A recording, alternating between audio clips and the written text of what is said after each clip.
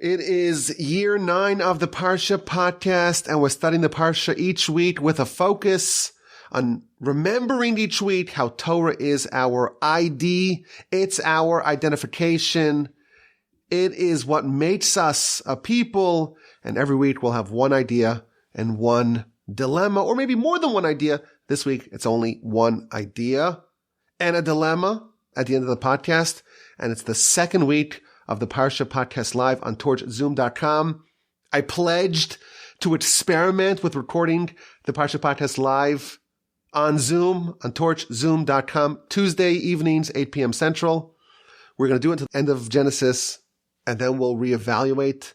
I think week 1 was okay, but the jury is still out. We'll see. But now it's week 2. And there's some wonderful news in the Torch orbit this week. First things first, the new Torch Center is almost ready. We had a little bit of a problem in our old center, and we had to abandon ship, and we found a new place, and it's stunning, gorgeous. And please know we're going to finish our move-in soon. So that's very exciting. We'll finally get out of Edzal and settle down in our new home, the new Torch Center. The Torch Insider podcast, which we had a little bit of a hiatus, a few weeks where we didn't record, it came back this week with an exquisite episode.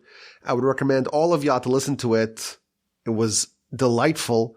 It was about the different philosophies of different yeshivos in Israel. I highly recommend that episode.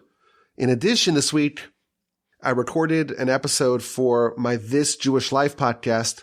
It was such a good episode that a veteran listener and student, she told me that this is like, of the 1,500 episodes that I've recorded, that I've had the great privilege of recording over my tenure, this one's like a Hall of Fame episode.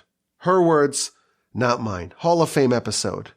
It's about how to actualize your potential and how Abraham shows the way. Check that out. One more announcement. I resurrected my moribund newsletter. I was writing a newsletter in fits and starts off and on for a couple of years. And I'm trying this year to write a newsletter each week from Rosh Hashanah to Rosh Hashanah. And so far I'm 2 for 2 since Rosh Hashanah. I'm very happy about that. I please God will write another newsletter tomorrow, send it out before Shabbos. It's a lot of work, but I really enjoy it. And if you're not subscribed to the newsletter, you can find a link in the description of all my podcasts, or you send me an email for this and for any other matter, rabbiwolbe@gmail.com. It's Parshas Vayeira, and it's another packed Parsha. We are following the incredible personality, the towering personage of Abraham, the man who's going to change the whole world. We left off last week. He had circumcised at the age of 99, and a lot of really dramatic and consequential events happened to him this week. The Parsha begins with a very dramatic visitation. 3 people, they looked like weary travelers. It turns out they're angels. Abraham is sitting outside. He's desperate for some guests. He's desperate for some visitors. And the Almighty sends him 3 angels, and they pretend to be people, and he launches into a frenzied act of kindness and hospitality. He's informed about the downfall of Sodom and Gomorrah. He tries to intervene, tries to pray to save them. The story follows the angels as they descend upon the city of Sodom and Gomorrah. They save Lot. They save part of his family as well, but they overturn the city. Under the mistaken impression that Lot and his daughters are the only survivors of the world, Lot's daughters ply him with wine, and they get impregnated by him in a cave on 2 successive nights, producing 2 bastard boys, the forebearers of Ammon and Moab. Abraham had previously been stationed right outside of Sodom and Gomorrah, and he would try to influence and provide hospitality to all the passerby. With that funnel of hospitality all dried up, Abraham has to relocate. And again, for the second time in 2 weeks, Sarah is abducted by a tyrant. And again, she is miraculously untouched. And again, Abraham is showered with all sorts of wealth and gifts as a result. And the Parsha ends, chapter 21, chapter 22 of Genesis, with the 2 Torah readings that we read each year on Rosh Hashanah. Chapter 21, the birth and maturation of Isaac, the incompatibility of Isaac and Ishmael, and the banishment of Ishmael. And the Parsha ends with some of the most dramatic, maybe the most dramatic and problematic, challenging episodes of the Torah, the binding of Isaac. Abraham is told to sacrifice his son, his only son, the son that he loves, and he does so willingly. At the very last moment, the angel stops Abraham. Isaac is apparently spared. Abraham has achieved the absolute pinnacle, the absolute apotheosis of human achievement. He succeeded 10 for 10 in his 10 trials. I want to focus on a theme, a motif that appears many times in our Parsha. It actually starts at the very end of last week's Parsha, when Abraham is foretold about the birth of Isaac. Abraham and Sarah have been together for a very long time. 70 years they've been together, and they have not been blessed with any children. Yes, Abraham has a son with Hagar, Ishmael, but Abraham and Sarah are infertile. Chapter 17, verses 15 through 19. God tells Abraham, your wife Sarai, she's now Sarah. I'm going to bless her. And I'm going to give you a son through her. And I will bless her. And nations and kings will emerge from her. Abraham is told that his wife, she's almost 90. And him, he's 99. They're going to have a son. And Abraham falls down on his face. Vayitzchak, and he laughs. And he says to his heart, he says internally, I'm 100 years old. Sarah is 90 years old. We're going to have a child? And he tells Dad, it's too much to ask for. Allow Ishmael to flourish. And God says, no, we're not talking about Ishmael. You're going to have a son. Your wife, Sarah, newly named Sarah, she is going to bear you a son, and you should name him Isaac. This is chapter 17, end of last week's Parsha. Abraham learns about the son he's going to have with Sarah. He learns about Isaac, and he laughs. And God tells him, name him Isaac, name him Yitzchak. The word Yitzchak means laughter. Abraham is Vayitzchak, and he laughs. And God tells Abraham, you're going to have a son, and name him Yitzchak, i.e., meaning laughter. That is in last week's Parsha. Parshas Vayeira.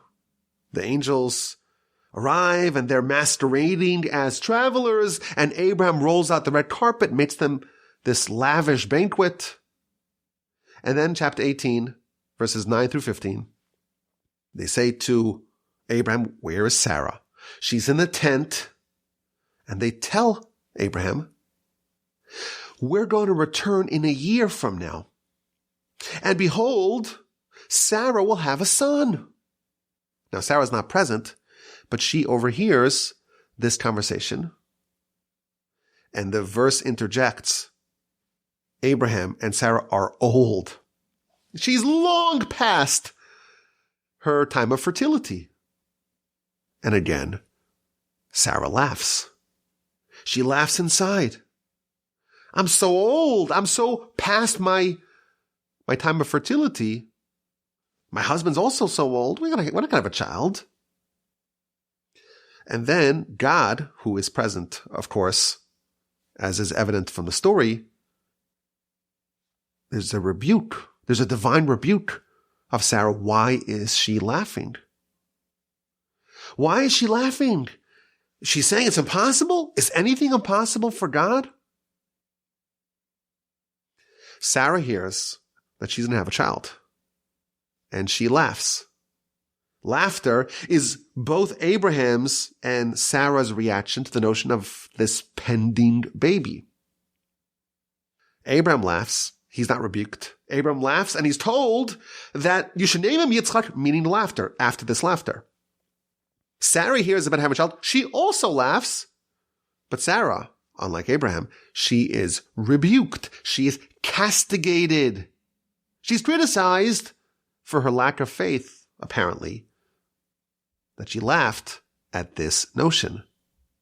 So we see laughter chapter 17, laughter chapter 18, chapter 19. The cities of Sodom and Gomorrah are going to be overturned. The angels are going to do their mission, and they save Lot. They spare Lot and whoever he could bring from his family. So he has a couple of married daughters. He has a couple of single daughters, his wife. The single daughters come along, and Lot tries to persuade his married daughters and sons-in-law it's time to flee the city because God's going to overturn the city. Chapter 19, verse 14.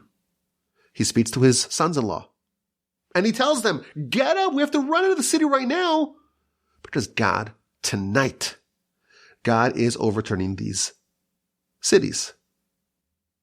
He was like making a joke. He was inducing laughter in the eyes of his sons-in-law. They laugh at this ridiculous, absurd, preposterous notion that the city is going to be overturned. They stay and they perish. Lot and his wife briefly, and his daughters flee the city. The laughing sons-in-law stay behind and are destroyed together with everything else in the city. Fast forward a little bit further, when Isaac is actually born, chapter 21. As per God's instructions, Abraham named his son Yitzchak, and he circumcised Yitzchak Isaac at 8 days as he was instructed by God. Abraham's 100 years old, Sarah is 90, and indeed, a miracle happened. They bear a son, and they name him as per God's instructions. They name him Yitzchak, which means laughter. Vatomer Sarah, and Sarah says, tzchok, a laughter. God made a laughter for me. Kol hashomea, whoever hears this, Yitzchak li, will laugh with me. Laughter accompanied the tiding of Isaac, both when Abram was told, when Sarah was told. When Isaac is actually born, Sarah exclaims, this is a laughing matter. And everyone who hears this is going to laugh together with me. And then a few verses later, chapter 21, verses 8 through 10, Isaac is maturing. And Abram makes a lavish celebration when he was weaned. And then the trouble starts. Because Ishmael, he's 14 years older than his half-brother Isaac. Ishmael's not so thrilled about the new baby brother. And Sarah spots him being inappropriate. Sarah sees the son of Hagar, i.e. Ishmael, mitzachek. He's laughing. And she tells Abraham, banish Ishmael, banish Hagar. They're a bad influence. I don't want them to be anywhere near my son, Isaac. Laughter appears yet again. Ishmael's laughter is grounds to banish him. Abraham is initially resistant to that. God tells Abraham, listen to Sarah, and Ishmael is booted. So we see in so many different contexts throughout our Parsha, and throughout the story of Isaac, we see instances of laughter. And this is no joking matter. This is no laughing matter. This is something serious. We have to investigate. And when we study these instances of laughter, we find that there are actually 5 different types of laughter featured in our Parsha. Both Abraham and Sarah, when they hear that they're going to have a son, they laugh. It's kind of funny. Two nonagenarians, long past their fertility. Abraham is 100, way past his peak fertility. Sarah is 90. The verse tells us she's past menopause.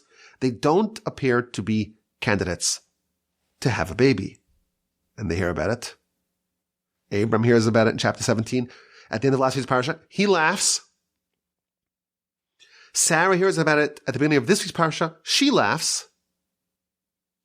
But there's a very different reaction to these laughters. When Sarah laughs, she is rebuked. She is criticized for showing insufficient faith.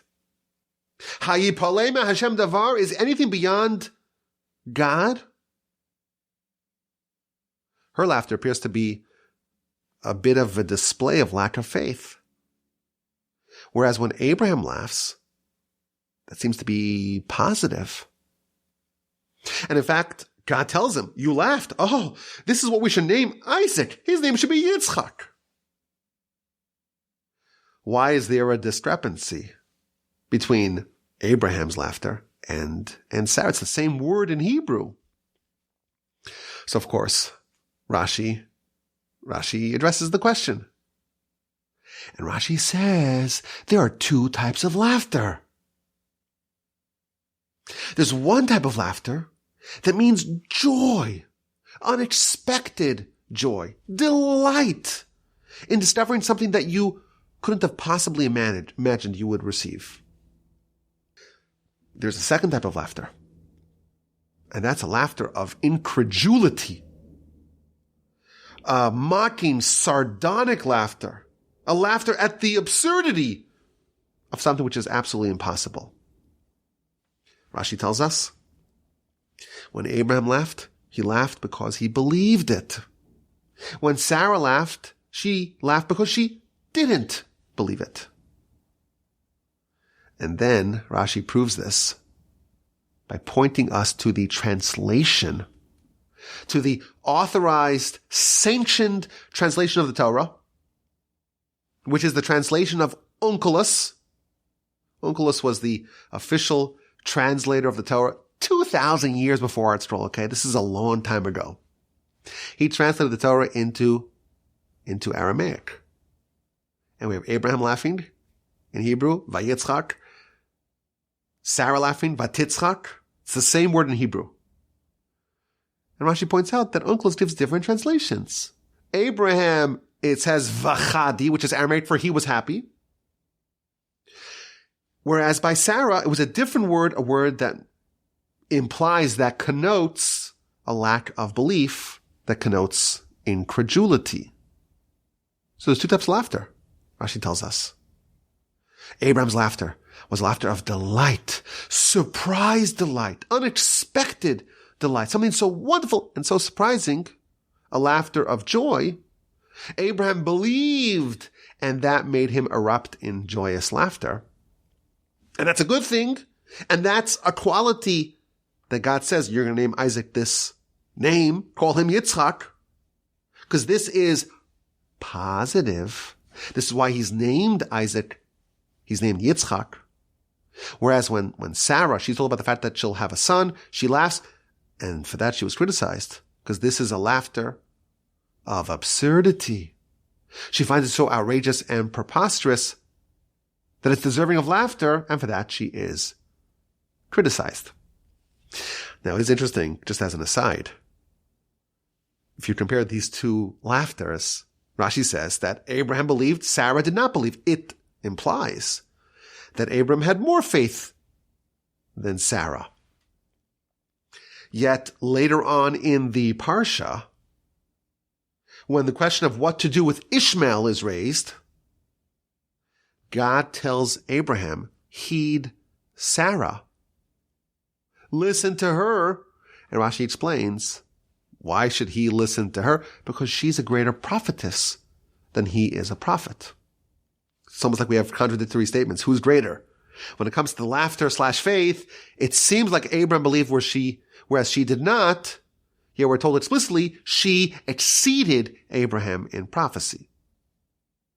But we're expanding our understanding of laughter. We have the laughter of Abraham, the laughter of faith, and the laughter of Sarah. At least initially, she didn't believe it, the laughter of incredulity. Now Lot gathers his family and says, I got some really bad news. This city, this metropolis, all these cities are done. We have to leave pronto. We got to hightail out of here because it's going to be destroyed tonight. And his sons-in-law, they just roll over. This is hysterical. This is absurd. This is outrageous. They don't believe this is the laughter akin to Sarah's laughter. He's trying to hustle his family out of Sodom before the angels overturn the city. And his sons-in-law are mocking him. This is a deriding laughter. What a ridiculous idea. What an absurdity. How outrageous. We ain't going nowhere. We're staying right here. They looked at Lot the way we perhaps look at people with placards. Foretelling doom. The end is near. He's not so crazy. Don't believe him. Laugh at someone so ridiculous and preposterous. Now, when Isaac is born, Sarah exclaims, Tzchok asali Elokim. God made a laughter for me. Whoever hears this is going to laugh with me. And Rashi tells us that this is no longer the laughter that she had previously, the laughter of non-belief. This is the laughter of Abraham. Yitzchak li will laugh for me, says Rashi. Yismach alai will be happy, will be joyous, will be delighted. And then Rashi adds, when Sarah gave birth to Isaac, it changed the whole world. Everyone who was infertile, they became fertile. People who were sick were healed. People who had prayers that were hitting a brick wall, those prayers were answered. When Isaac was born, the whole world had an experience of laughter. There was delightful, exuberant laughter that permeated the whole world.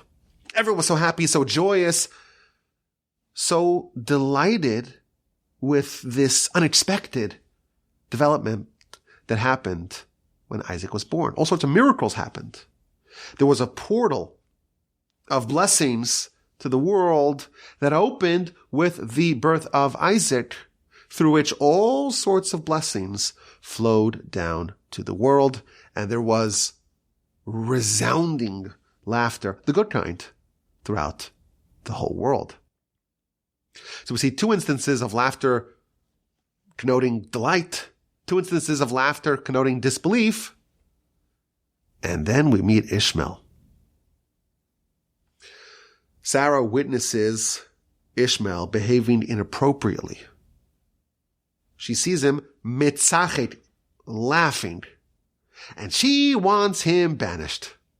He's too dangerous to keep around Isaac. Now come on, what's wrong? He's a little mischievous. He's a little rambunctious. He's laughing a little bit. Don't be so stiff. Kind of a good laugh every once in a while. Why is Ishmael's laughter? Why is that a reason to banish him? She's suggesting that Ishmael, son of Abraham, should be banished because he laughed. What is included in his laughter that can justify such a draconian punishment? So again, Rashi tells us, laughter can mean a lot of different things. Rashi says this laughter is one of three things. The first interpretation is that this laughter is idolatry. And Rashi says, go to Exodus chapter 32 when the Jewish people did the golden calf. And the verse says, they got up in the morning, litzachek. There was some sort of laughter that was idolatry. And that's maybe what she saw in Ishmael. The second opinion is that it was sexual immorality. And Rashi cites another verse that says, litzachek, to laugh, can be a description of immorality. And the third opinion is that maybe the laughter of Ishmael connotes murder. Because look at the book of Samuel. There's a description of like a gladiator event where there's murder, and it describes it as laughter. Ishmael was trying to kill Isaac, and the verse describes it as laughter. This is very corrupt and sinful laughter. And that's why Sarah wanted to send Ishmael packing. Now, my grandfather, blessed memory, he kind of drilled a deeper point in this exchange. You know, if Sarah saw Ishmael doing the three worst sins possible, it doesn't make sense that Abraham would push back. You know, there's a discussion. Abraham says, I can't send them away. And Sarah insists, and God says, listen to Sarah. If Sarah actually saw these three cardinal sins in Ishmael, why would Abraham argue to keep him around? How can anyone contend with Sarah that he's too dangerous to keep around?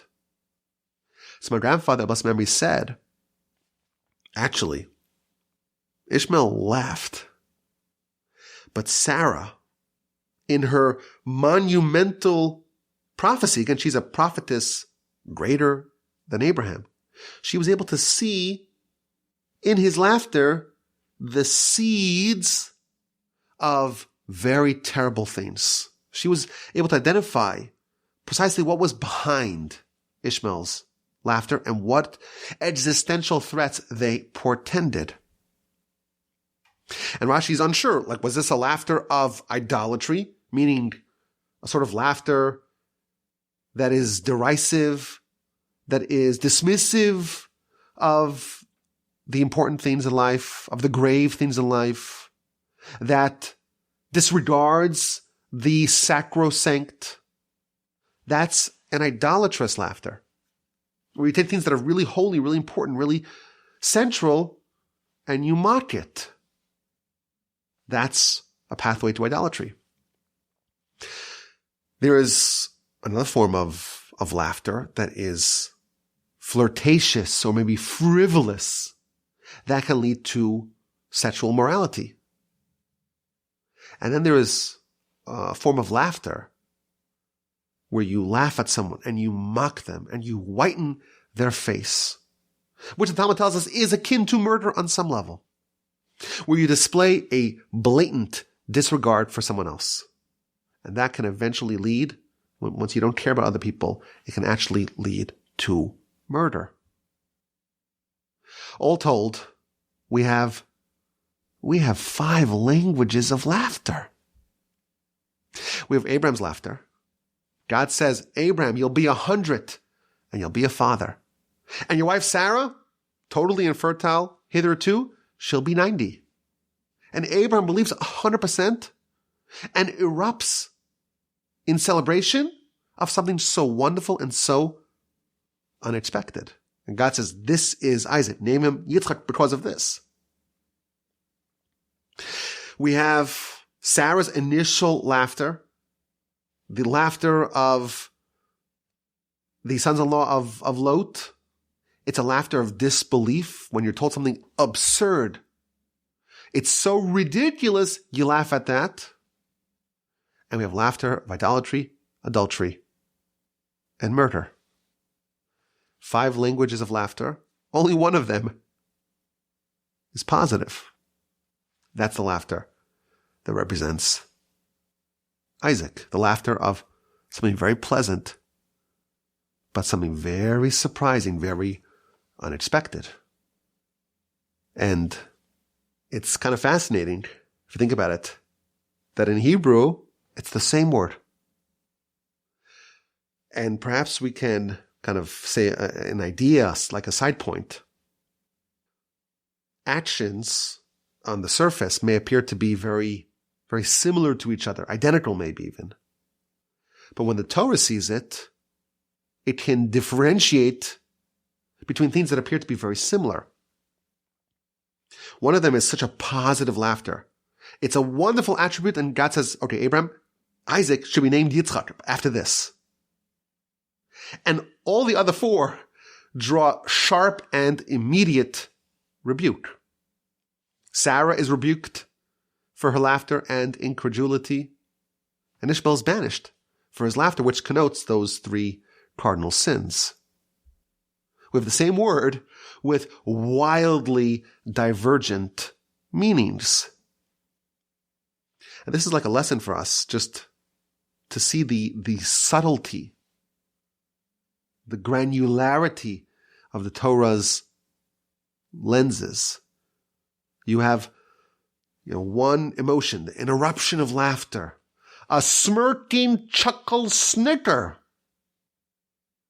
And the Torah can differentiate between 5 different types of experiences. Is this an act of faith of the deepest kind?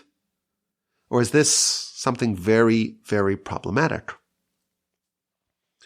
I once speculated that the episode of the laughter at the birth of Isaac and the laughter that caused Ishmael to be banished, that's the Torah portion we read on the first day of Rosh Hashanah. And perhaps this is just a little window into how divine judgment works. If we would see the two laughters, we cannot differentiate between the two. On the surface, they would appear identical. The word is the same word. But the Torah, the Almighty, in his scrutiny and understanding of the truth, one of them is a huge mitzvah. The other is rooted in the worst sins possible. Maybe this is one of the reasons why even great sages are very fearful of divine judgment, because who knows what's truthfully the legacy of our behavior. But I find it very interesting that this is the name of Isaac. Why was he named Isaac? Think about Abraham. We're told why he's named Abraham. Av Hamon Goim. He's going to be a father of many nations. Like, that's an incredible accomplishment. The Abrahamic faiths that will emerge from Abraham will change the whole world. And that is his name. And Jacob. Well, why is he called Jacob? Because he grabbed onto the ankle of Esau. And that symbolizes that Esau is going to be at the finish line. And Jacob, his counterweight, will overtake him and will ultimately triumph. It signifies Jacob and Abraham's standing and their role in human history. Oh, and Jacob is renamed Israel because he was able to overcome the angels. And Isaac is named because there was laughter around his birth. And more broadly, Isaac is definitely the most mysterious of the forefathers. We really don't know much about him. And his storyline is very opaque and mysterious. And what the lessons are, like, we have a hard time connecting with him. He's a mystery. He's an enigma. And God tells Abraham, this laughter at the wonderful, surprising news, that's why you name him Isaac. This is not something which is ancillary to Isaac. It's not like a tangential part of the story. This is his essence. And I think if we're trying to connect, these portions of the Torah, we're trying to understand and connect with our forefathers. We have 3 forefathers. Abraham, we resonate with the story. And we can learn from his example on one degree or another. And Jacob, my goodness, what Jacob went through. And that's, of course, emblematic of what our people have gone through and are continuing to go through throughout our history. But Isaac is an enigma. And here we're told that he is named after the laughter. This wonderful laughter, this delight that Abram at 100, Sarah at 90, they'll have a child. This delight that the whole world is impacted. Isaac is born, all the people that were infertile, people that were sick, and prayers that were unanswered, overnight, in a moment. Everything is showered with divine blessing. And this is his essence. So I want to suggest an idea to understand the laughter of Isaac and what maybe could be a lesson for us as we read his story and as we try to relate to his character. Scripture tells us that laughter, the good kind, that is a messianic quality. The Psalms tells us, Psalm 126, B'shuv Hashem Shivas Tzion, when God comes back to Zion, and we can't believe it. We're like dreamers. Az Yimale Schok Pinu. Then our mouth will be full of laughter. There's something that Isaac represents, this quality of laughter, that will achieve full actualization in the times of Messiah. When you read this, maybe it makes sense why we don't really see the role that Isaac plays until that point. But I was thinking about Isaac and Messiah. There's another messianic storyline in our Parsha. And it's maybe as surprising as Isaac being born to Abraham at 100 and Sarah at 90. We have the ignominious episode of Lot in a cave with his daughters. They make it out of Sodom, but everything's on fire and they are sure the whole world's destroyed. And the daughters say, listen, there's no one left. It's like after the flood. It's just us and Dad. We have to repopulate the world. And they ply him with alcohol. And he's drunk. And in successive nights, he engages in incestuous, consanguineous unions with his daughters. And the nations of Moab and Ammon are formed. The most notable descendant of this episode, well, the most notable direct descendant is Ruth.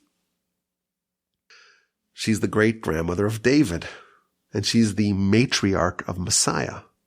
So actually, we could say the most notable descendant of this story, this embarrassing, scandalous story in our Parsha, is King David. If you look at his ancestry, his pedigree, this is part of it. Now that is a surprise. No one is expecting anything positive to come out of this story. This union, Lot and his daughters, my goodness, this is going to produce something so wonderful, so transformative. David and Solomon, the line of Messiah, all the great kings, and Messiah's going to change the whole world, comes out of this? That's a quite inauspicious pedigree. But the truth is, it's not just Lot and his daughters. If you look at all the unions that we know of that serve as forebearers of Messiah, are quite uncomfortably scandalous. So you have Lot and his daughters, and Judah and his daughter-in-law, and Ruth and Boaz and David and Bathsheba, and even David himself. Most people don't know this. It's not featured in Scripture, but it is featured in very reputable sources.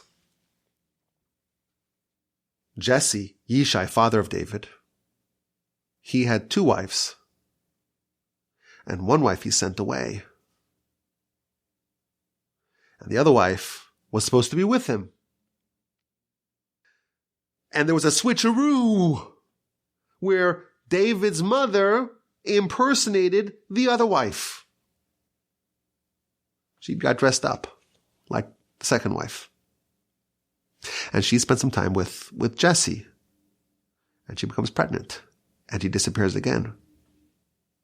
And Jesse discovers that his wife, his long-lost wife, is suddenly pregnant. She hasn't been divorced. So this is a product of adultery. The child's a mamzer. Child's a bastard. Of course, he has no awareness of the fact that actually he's the dad. And when they find out about this terrible scandal, the brothers of David, the other sons of Jesse, they wanted to kill this woman because it would be such a black stain on the family. What a scandal. And Jesse tells his sons, no. If we question this, maybe others will question your legitimacy. We'll let my wife have the baby, and that baby, we know, all of us know that he's a bastard, but no one else knows, but he'll just be your slave. So David grew up, and everyone thought that he was a bastard. His father thought that, his brothers thought that. And he was reviled by his family. And Samuel shows up and says, Jesse, I got good news. One of your sons is going to be the king. And he lines them all up. Tall, handsome, accomplished. No. 0 for 7. Are there any more sons? Well, technically there is another one, maybe, but he's kind of a gingy, ruddy guy with the music in the back with the animals. But he's definitely not your guy. We know that for sure. He is not your man. Let me see him. And he sees him. And he's a spitting image of Esav. And he says, you are the king. When David was coronated, no one thought that he was a candidate. And in fact, no one thought that he was legitimate. Samuel revealed that he's actually not a bastard. Oh, and Samuel finalized, that actually Ruth, given that she's a female Moabite convert, she's allowed to marry amongst the Jewish people. It was only prohibited for male converts. The whole thing is super duper sketchy. And there's a whole pattern of this.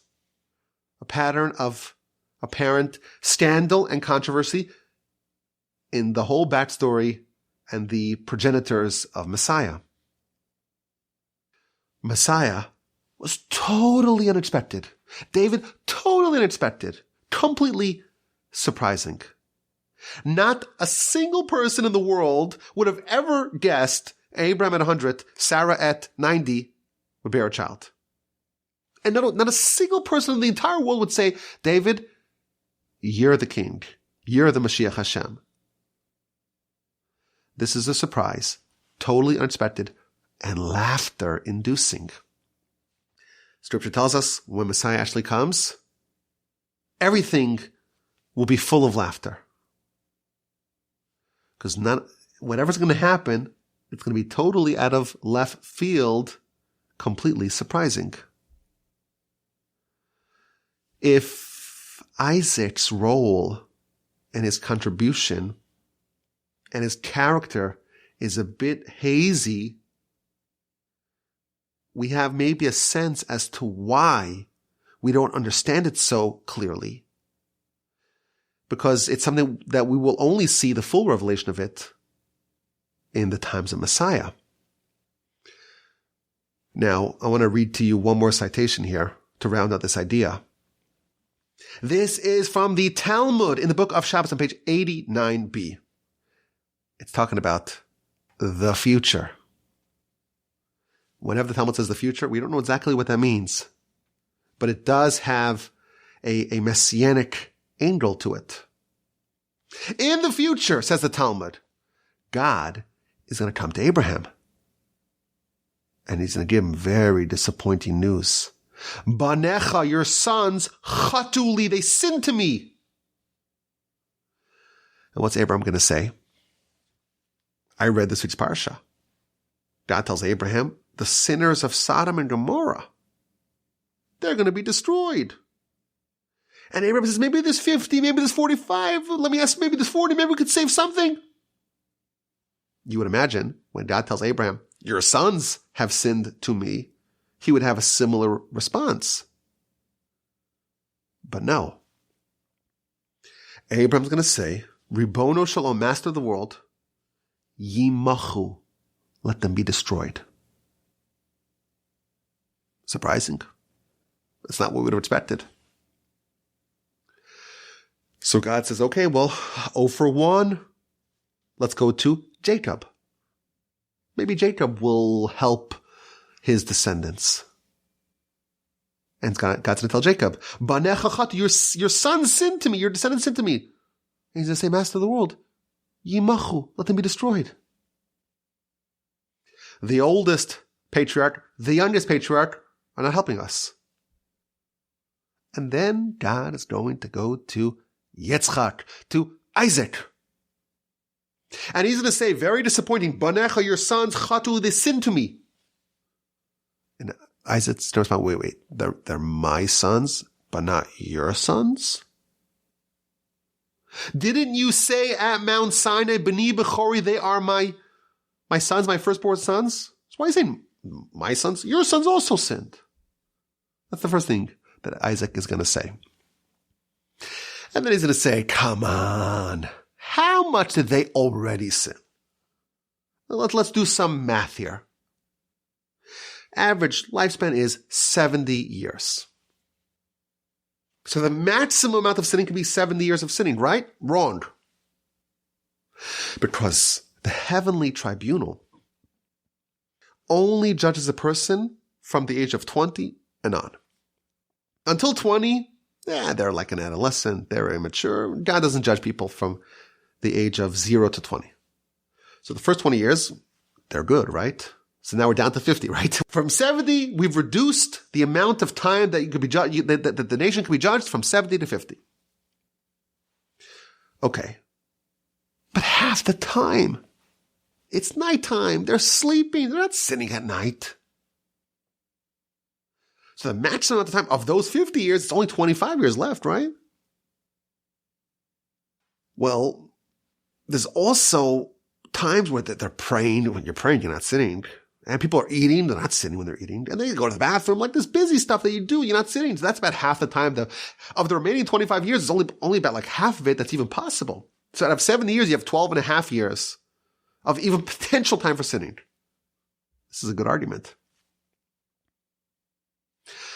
Come on, you could take 12 and a half years of sinning. The Almighty could absorb that, so to speak. And if not, if you can't handle that, we'll split it. You take 6, I take 6. 6 1/4, 6 1/4. I'll bear responsibility for half of that. And if you're not willing to take even half of that, I'll take it all.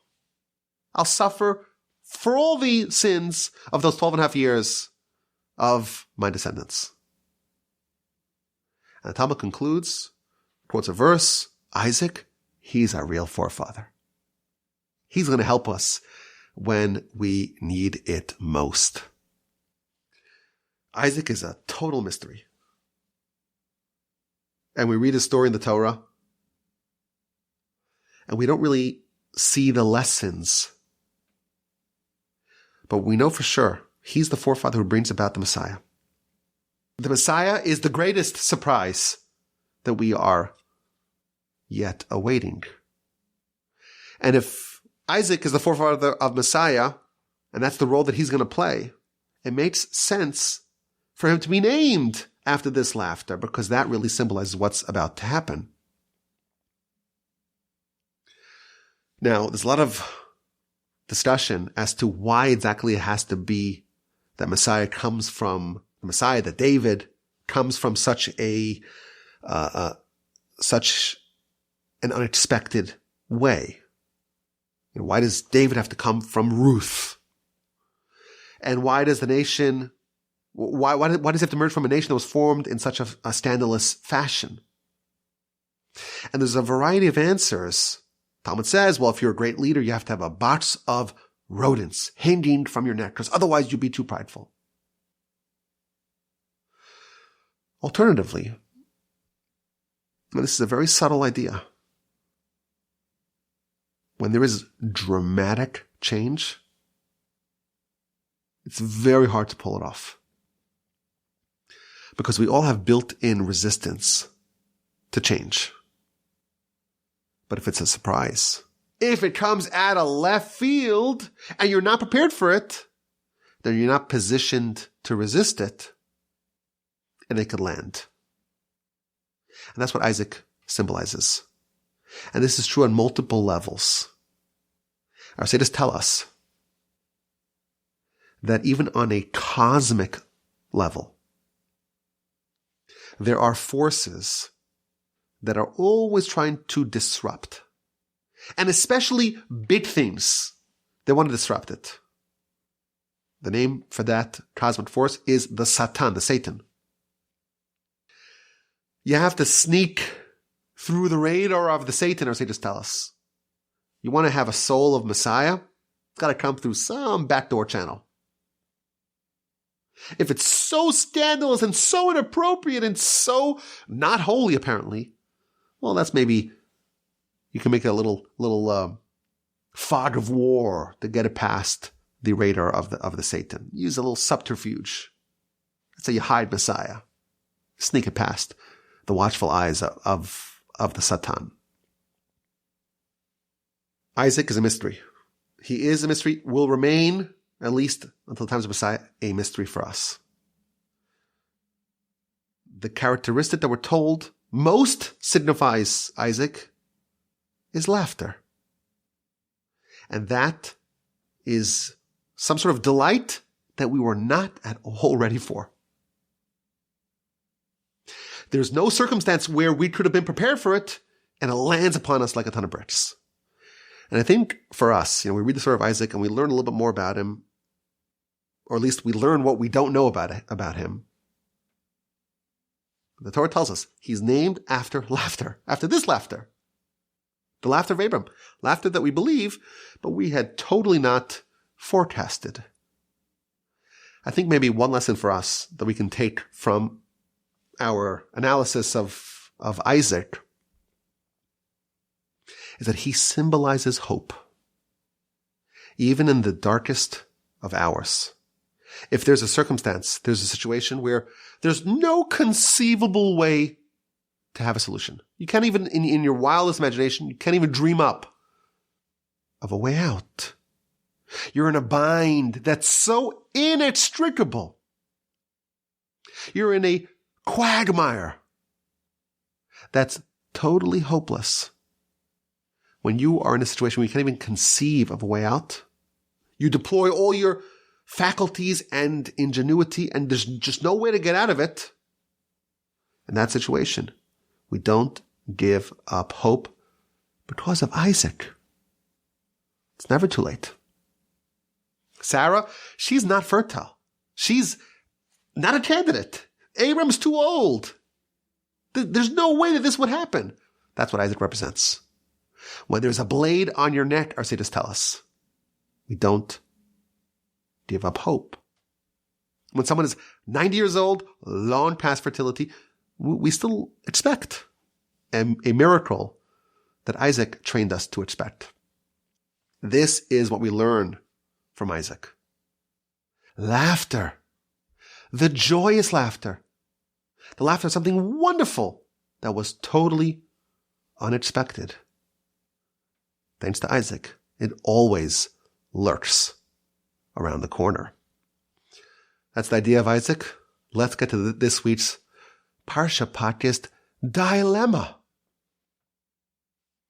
After Hagar and Ishmael are banished, so they go and they're out of water. We know the story. They find the water. The angel shows her the water.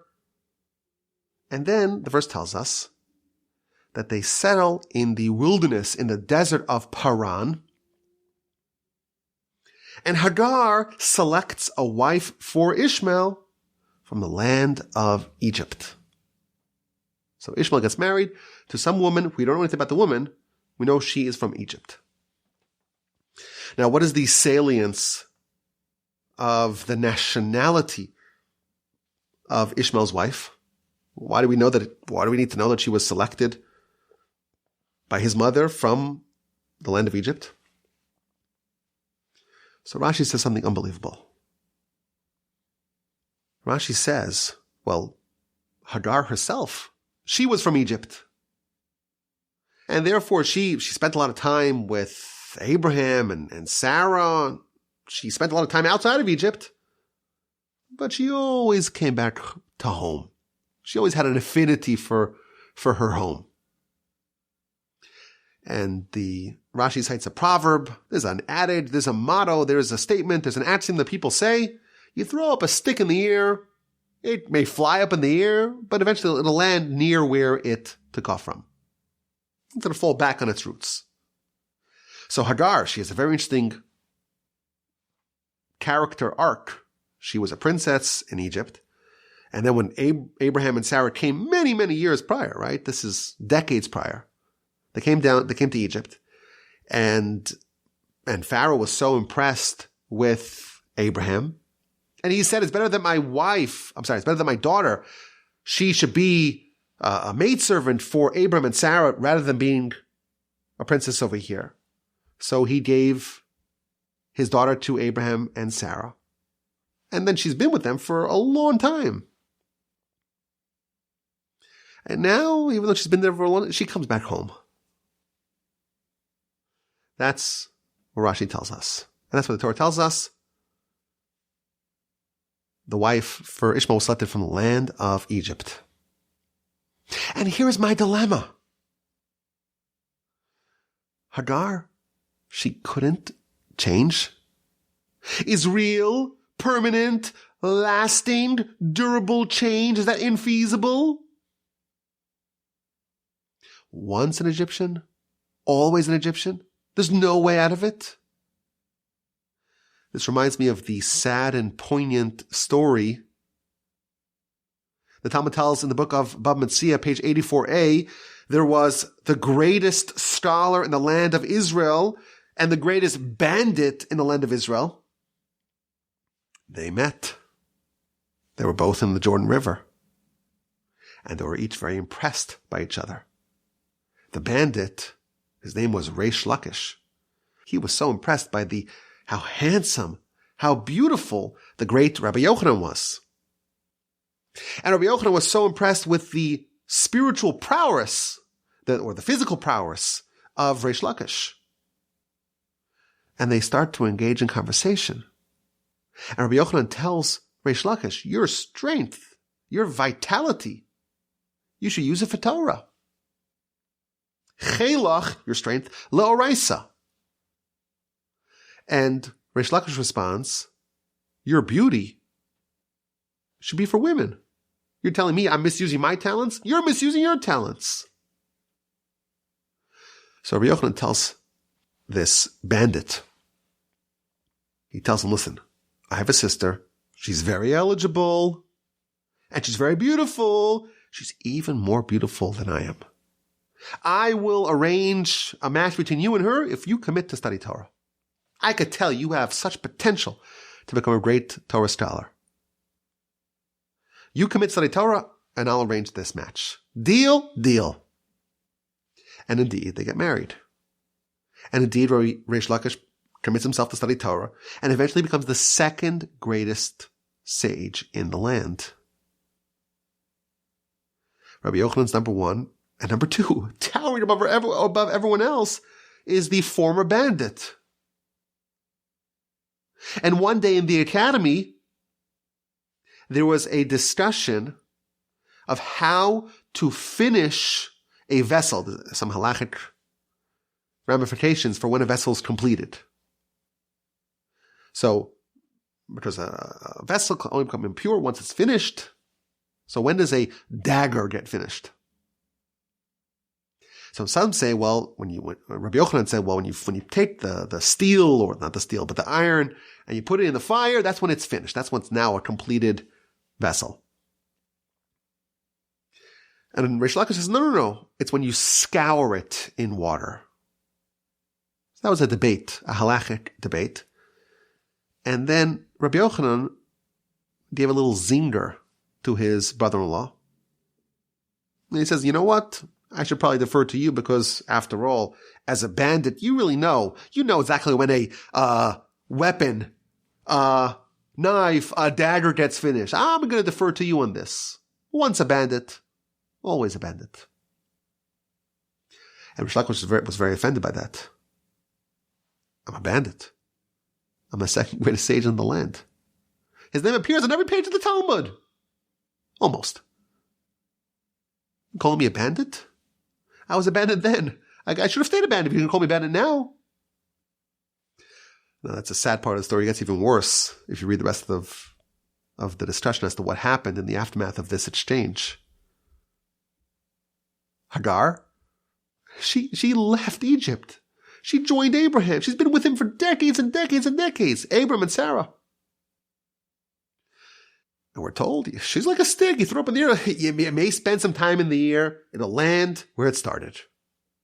Hagar, once an Egyptian, always an Egyptian. You could take Hagar out of Egypt. You can't take Egypt out of Hagar. Is there no way to actually change? Now, to make matters more complicated, Rashi's telling us over here, interpreting the verse, Hagar, she's an Egyptian, she was, and she always will be an Egyptian. And that's why she selected a wife for Ishmael from Egypt. I read the continuation of the Torah. This week is Parshas Vayeira. Next week is Parshas Sarah. After Sarah dies, Abram marries a woman named Keturah. Well, who's Keturah? That is Hagar, Rashi tells me. In chapter 25 of Genesis. So if she's so irrevocably Egyptian, why would Abraham remarry her? Oh, she's now rebranded Keturah, the same woman, right? Rashi in that citation says, the reason why she's called Keturah, because her deeds are so pleasant. They're like Keturahs. Well, which is it? Is Hagar so wonderfully righteous and worthy of marrying Abraham a second time? Or is she irredeemably Egyptian? Can people change or not? It'll always land in the same spot. What an interesting dilemma here regarding Hagar. It seems like it's also a contradiction in these two Rashis. Rashi's saying over here, she's an Egyptian. Maybe she spent a lot of time with Abraham, but ultimately she went back to where she came from. And later on she says, well, she was so righteous like the Keturahs. I think I have the answer. This is just speculation. It's still a dilemma. It's still a dilemma. Hagar, she was an Egyptian.